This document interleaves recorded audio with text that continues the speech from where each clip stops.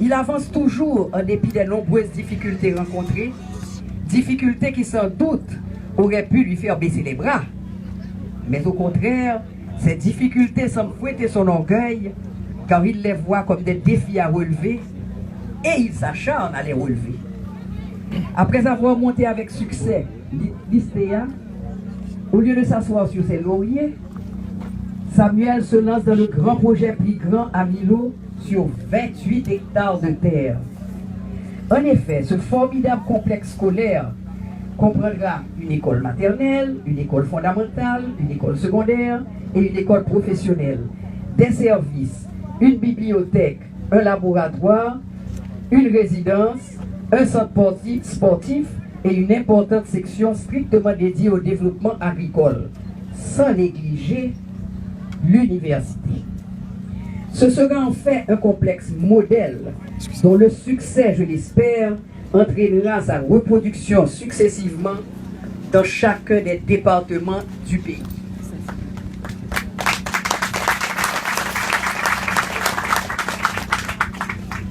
Bien sûr, il importera ici que la communauté de Milo, que ce projet initial va directement desservir, en soit partie prenante.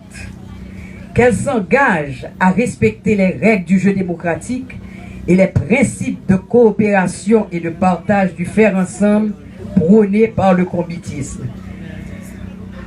Messieurs, dames, Miloyo, nous comptons en pile sous nous pour que le projet ça soit réussite. Parce que l'on réussit la caille nous, pour petite nous, la poêle réussit, la poêle reproduit dans l'autre côté d'un pays, pour tout l'autre Simon pays. Nous comptons sur nous.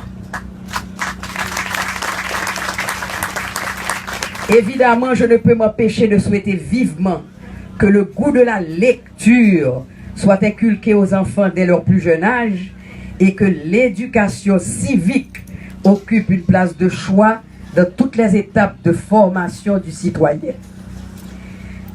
Je cite ici le PIGRAN.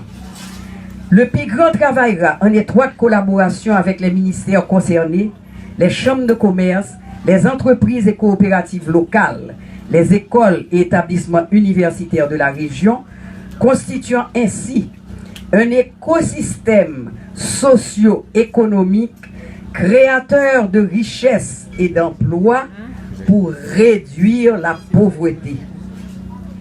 Inutile de vous dire que les perspectives d'impact positif et déterminant sur la pauvreté par la création de nouveaux et nombreux emplois augmentent encore davantage mon intérêt pour ce projet.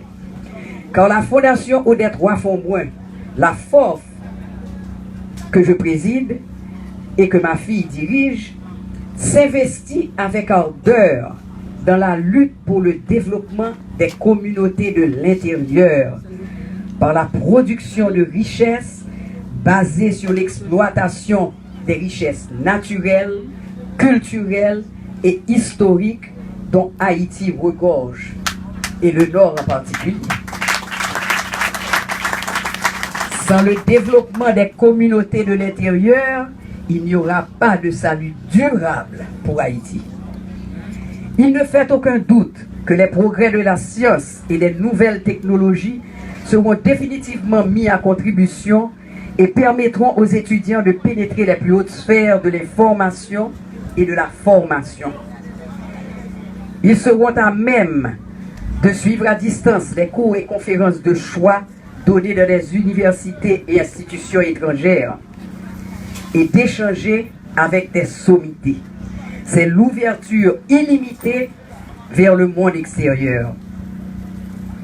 Tout en félicitant le docteur Samuel Pierre pour son audace et sa discipline, son courage et sa ténacité face aux embûches que la division de notre monde politique impose aux entrepreneurs de tout genre, je sais que ceci n'est pas l'œuvre d'un seul homme.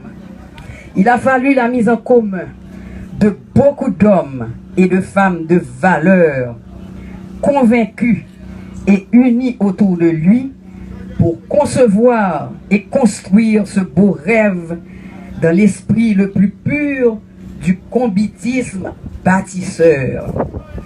Aussi, je salue chacun de vous en particulier et vous en remercie chaleureusement. Je formule donc tous mes vœux de plein succès, tout en souhaitant paix et stabilité pour Haïti, afin de garantir la réussite sans embâche de ce super projet du Pigrand. Nous sommes fiers de participer à la pose de cette première pierre si prometteuse, car c'est l'avenir qui s'ouvre pour la jeunesse de notre pays et pour les citoyens de demain qui en sortiront. Merci et bon travail.